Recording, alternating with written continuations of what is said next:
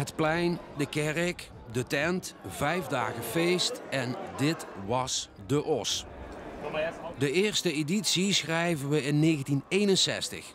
In dat jaar werd ook de Berlijnse muur gebouwd. De Ossenfeesten in Maasbree, het is niet van de kaart te krijgen. Ik denk de sfeer, de gezelligheid, de gemoedelijkheid, de gebongenheid voor het dorp. Het is eigenlijk een traditie in het dorp, maar ook voor de omgeving.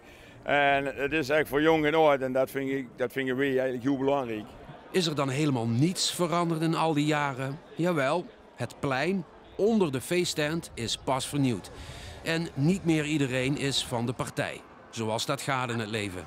We hebben leden van wie is Jesus, van 10 jaar die mij weer helpen. We hebben leden van 82 jaar die nog een bijdrage leveren. Dit doen met het publiek ook. Ik denk dat dat wel uniek is en dat vinden we heel belangrijk dat we dat tot de lengte van jaren ook hier in de dorpskern kunnen blijven doen. De Ossenfeesten in Bree, ze noemen het zelf het oudste tentfeest van het land. En wij zien hem dat niet te geloven.